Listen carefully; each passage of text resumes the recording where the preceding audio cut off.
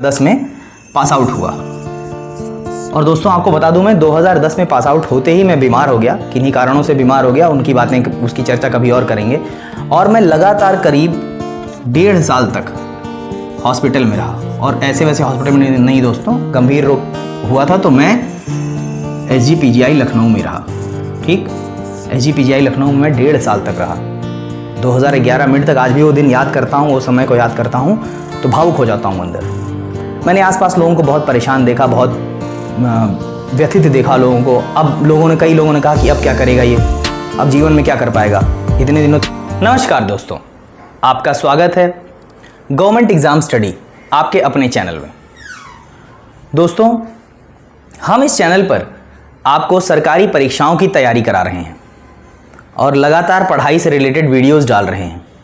कई बार उन वीडियोस में कमेंट हम पढ़ते हैं कि बच्चे अक्सर ये पूछते हैं कि सर हम बहुत दिनों से तैयारी कर रहे हैं, हम बहुत समय से तैयारी कर रहे हैं, अब थोड़ा डिमोटिवेशन आ रहा है हमारे अंदर, अब थोड़ा मन नहीं लगता। देखिए, उसके वाजिब कारण हैं उनके, और इन्हीं सब सवालों के जवाब को लेकर हम आए हैं आपके सामने। हमने यहाँ पर लिखा है कैसे पाएं सरकारी नौकरी, how to crack government exams. तो दोस्तों मैं बता दूं कि मैं फ़िलहाल अभी केंद्र सरकार की नौकरी कर रहा हूं, और इसके पहले मैं फूड कॉरपोरेशन ऑफ इंडिया में सिलेक्ट हुआ था। उसके बाद स्टेट बैंक ऑफ इंडिया में भी मैंने नौकरी की है कुछ दिनों के लिए, और उसके बाद अभी पिछले गत 8 वर्षों से मैं सेंट्रल गवर्नमेंट में कार्यरत हूँ। ठीक, अब मैं थोड़ा अपने अनुभव से आपको यह साझा करना चाहूँगा कि कैसे सरकारी नौकरी निकाल सकते हैं आप, कैसे जो बाधाएं आती हैं रास्ते में उनसे विजय प्राप्त कर सकते हैं। देखिए, सर्वप्रथम तो दोस्तों आजकल सबसे ज़्यादा जो विद्यार्थी जिस चीज़ से परेशान है वो यह है कि वो पेपर तो दे देता है, पूरी तैयारी के साथ दे देता है, किंतु परिणाम जो है वो बहुत लैग करता है, बहुत दिनों बाद परिणाम आता है। परिणाम पर कई बार उंगलियां उठ जाती हैं कि ऐसा नहीं, वैसा क्यों हो रहा है, बेईमानी क्यों हो रही है, रिजल्ट में गड़बड़ियां सामने आती हैं। तो ऐसी सिचुएशन में कोई छात्र अपने आप को मोटिवेटेड कैसे रखे? तो देखिए दोस्तों, पढ़ाई एक, हमेशा याद रखिएगा, पढ़ाई एक सतत प्रक्रिया है। ठीक, सतत प्रक्रिया है पढ़ाई कोई 1-2 दिन की बात नहीं है। यहाँ पर आपको हमेशा कंसिस्टेंट रहना पड़ेगा। कंसिस्टेंट, देखिए किसी छात्र के लिए सबसे इंपॉर्टेंट कुछ शब्द होते हैं, मैं उन सारे शब्दों की व्याख्या करूंगा अभी और आपको बताऊंगा कि कैसे तैयारी आप करते रहें। ठीक, सतत प्रयास आपको करना है। प्रयास आपको ऐसा करना है जो रोज आपको, हर दिन आपको ये उठ के रोज सुबह एक फोकस बनाना है, एक केंद्रित करना है, अपने दिमाग को फोकस में लाना है, ये कि हमें अपने लक्ष्य तक पहुंचना ही है। और लक्ष्य तक कोई भी व्यक्ति अपने लक्ष्य तक 1 दिन 2 दिन में नहीं पहुंच पाया है। ठीक, अगर हम ये मान लें कि भगवान श्री राम इस धरती पर दुष्टों का नाश करने आए थे, ठीक, तो वो भी 14 साल के वनवास के बाद ही, 14 साल उन्हें लगे, तब उन्होंने विजय प्राप्त की। ठीक, वो भी ऐसा नहीं कि वो चाहते तो भगवान थे, वो पहले दिन ही चाहते तो रावण पे आक्रमण करते और उसे खत्म कर देते। ठीक, लेकिन आपको भी इसी तरह सोच के चलना है कि हमें अगर अपने लक्ष्य तक पहुंचना है तो हमें सतत प्रयास करते रहना है, सही दिशा में सतत प्रयास। ठीक, सही दिशा में सतत प्रयास कैसे करेंगे? सबसे जरूरी है इसमें प्लानिंग।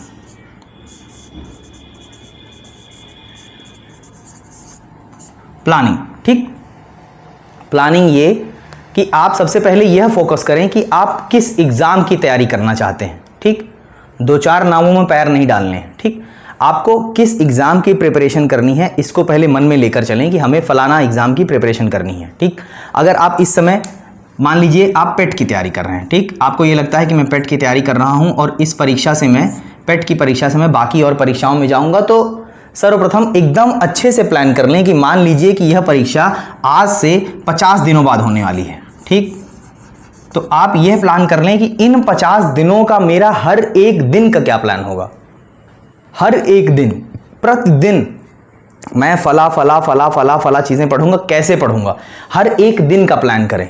एक भी दिन वेस्ट ना जाने देने, एक भी दिन ऐसा ना जाने दें जिसमें आपको ये लगे नहीं यार, आज रात में सोते समय ये आपको ग्लानि हो कि नहीं यार आज मैंने कुछ पढ़ा नहीं, आज मैंने ये नहीं कर पाया, आज मैं ये करना तो चाह रहा था पर मैं ये प्लान करके यहाँ पर अचीव नहीं कर पाया। ठीक, आप हर दिन की प्लानिंग करें, मान लीजिए कि आपको आज से किसी भी परीक्षा में 1 साल का समय है, 1 साल का भी समय है। अगर आपको 50 डेज की जगह आपको किसी परीक्षा में, मान लीजिए आप पीसीएस की तैयारी कर रहे हैं, मान लीजिए आप यूपीएससी की तैयारी कर रहे हैं, आपको 50 डेज की जगह 365 डेज मिल जाते हैं। आपको ये नहीं लगना चाहिए कि 365 डेज बहुत ज़्यादा है, ठीक। आप एक एक दिन की एक बढ़िया से तालिका बनाएं और उसकी प्लानिंग करते हुए चलें, ठीक। देखिए दोस्तों, प्लानिंग आपने कर ली, आप कंसिस्टेंसी से उसके पीछे लगे हुए हैं। उसके बाद भी कई बार ऐसा होता है कि मन डीमोटिवेट होता है। आप कई बार ऐसे लोगों के पास जाएंगे जहां पर वो कहेंगे अरे यार कहाँ तैयारी कर रहे हो, ये एग्ज़ाम तो नहीं निकलता, ये नहीं हो पाता, फला कंडीशन है तुम्हारे साथ, ये नहीं हो पाएगा। तो मैं आपको बता दूं, एक बहुत सुंदर पंक्तियां मुझे याद आ रही हैं। वो पंक्तियां ये हैं कि जब नाव जल में छोड़ दी, तूफान में ही मोड़ दी, दे दी चुनौती सिंधु को, फिर धार क्या मझधार क्या। जब एक बार सोच लिया कि हमें सरकारी नौकरी पानी है, चाहे जैसे भी पानी है, हमें सरकारी नौकरी करनी है, तो फिर हमें इसकी चिंता नहीं करनी है कि कौन हमारे पास आ रहा है और क्या बातें कर रहा है। हमें एकदम लग जाना है, अपने फोकस होके अपने लक्ष्य के प्रति एकदम लग जाना है। फिर हमें नेगेटिविटी एकदम अपने पास से हटा देनी है, ठीक। तो ये पॉइंट बहुत इंपॉर्टेंट है। आप अपने आप को हमेशा पॉजिटिव रखें, सकारात्मक सोच आप हमेशा रखें, अपने आप को हमेशा सकारात्मक रखें। अब मैं अपना ही आप लोगों को उदाहरण देना चाहता हूँ। वर्ष 2010 की बात है, ठीक है। मैंने इंजीनियरिंग की हुई है, इंजीनियरिंग करके मैं 2010 में पास आउट हुआ। और दोस्तों आपको बता दूं, मैं 2010 में पास आउट होते ही मैं बीमार हो गया, किन्हीं कारणों से बीमार हो गया, उनकी बातें, उसकी चर्चा कभी और करेंगे। और मैं लगातार करीब 1.5 साल तक हॉस्पिटल में रहा। और ऐसे वैसे हॉस्पिटल में नहीं दोस्तों, गंभीर रोग हुआ था तो मैं SGPGI लखनऊ में रहा, ठीक। SGPGI लखनऊ में 1.5 साल तक रहा, 2011 मिड तक। आज भी वो दिन याद करता हूँ, वो समय को याद करता हूँ तो भावुक हो जाता हूँ अंदर। मैंने आसपास लोगों को बहुत परेशान देखा, बहुत व्यथित देखा लोगों को। अब कई लोगों ने कहा कि अब क्या करेगा ये, अब जीवन में क्या कर पाएगा, इतने दिन तो इसके वेस्ट हो गए, अब आगे की क्या लाइफ में होगा पता नहीं, भगवान जाने। लेकिन मैंने मन में एक चीज़ कर ली कि मुझे अब, उसके पहले तो सोचा भी था कि हाँ इंजीनियरिंग की है तो प्राइवेट जॉब करके फिर आगे बढ़ना है। लेकिन फिर मैंने मन में सोचा कि क्योंकि मुझे थोड़ा सा रिलैक्स भी चाहिए और थोड़ा सा कंसिस्टेंट ऐसा भी रहे, तो मैं सरकारी नौकरी की तैयारी मैंने फोकस कर लिया कि उसी समय मैं शुरू कर लूँगा।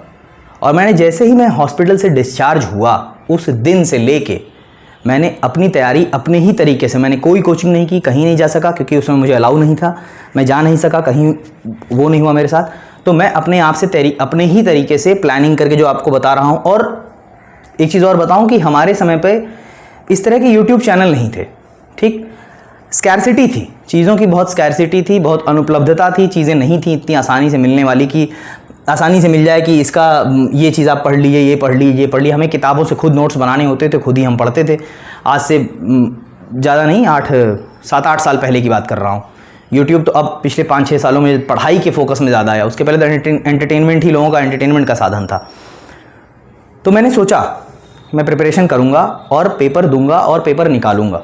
और मैंने उसी के बाद मैंने बैंक, SSC और आपका FCI, इन सब के पेपर दिए और धीरे धीरे भगवान के आशीर्वाद से निकलते भी गए। और मैंने अंत में, इस समय मैं SSC में ही एक सेंट्रल गवर्नमेंट ऑफिसर हूँ, सेंट्रल गवर्नमेंट में हूँ, अब आराम से नौकरी कर रहा हूँ पिछले 8 सालों से।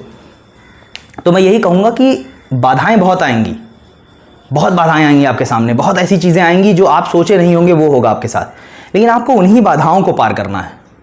और आप विश्वास नहीं करेंगे कि जिस PGI का मैं नाम ले रहा हूँ, जहाँ पर मैं एडमिट था, बता रहा हूँ आप लोगों को, गत दिनों में मुझे उसी ने बुलाया एज अ मोटिवेशनल स्पीकर, कि लोगों को मोटिवेट कर सकूं, लोगों को बता सकूं कि आप इस तरह से अपने जीवन को एक अच्छे तरीके से आगे बढ़ा सकते हैं। आप देख सकते हैं कि मुझे PGI ने बुलाया था एज अ मोटिवेशनल स्पीकर और मुझे वहाँ सम्मानित भी किया गया, बताने के लिए कि आप इस तरह से अपनी तैयारी करें और ऐसे पॉजिटिव एटीट्यूड के साथ रहें। ठीक है दोस्तों, तो ये चीज़ें आप अगर आप स्टेप बाय स्टेप चलें, जो मैंने आपको बताया, पहले क्या करें, फोकस, अपने दिमाग को केंद्रित करें। ठीक, पहले आप फोकस करें कि आपको करना क्या है। ठीक, फोकस के बाद आप लाएं अपने अंदर कंसिस्टेंसी, सततता, रोज रोज रोज मुझे रोज पढ़ना है।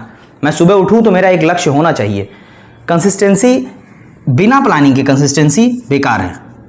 ठीक, आप अगर प्लानिंग नहीं करते हैं, बिना किसी भी प्लान के आपकी कंसिस्टेंसी बेकार है। प्लानिंग, कंसिस्टेंसी, फोकस, परसिस्टेंस, दृढ़ता, दृढ़ता से आप लगे रहें। आप रोज करें, रोज कोई भी आपके सामने आए, लेकिन आप दृढ़ता से उसी लक्ष्य के प्रति लगे रहें। और चौथा है पॉजिटिव एटीट्यूड, सकारात्मकता।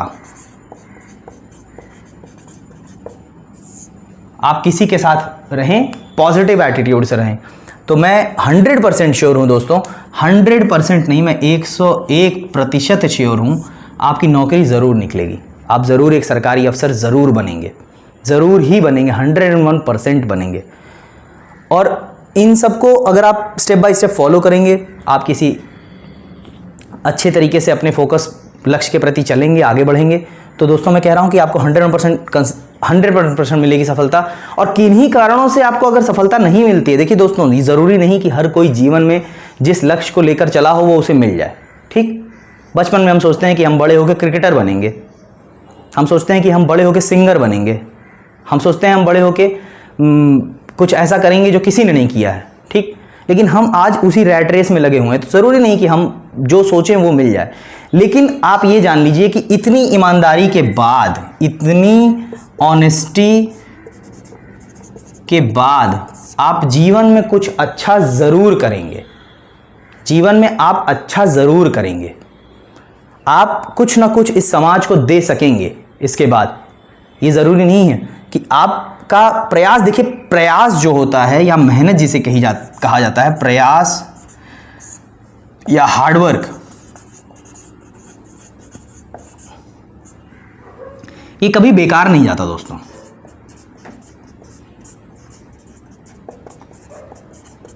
आपको अगर किसी और तरीके से सफलता नहीं मिल रही है तो कहीं और सफलता मिलेगी, कहीं और नहीं मिल रही है तो कहीं और मिलेगी। ठीक, लेकिन आप सफल ज़रूर होंगे, जीवन में आप असफल नहीं होंगे।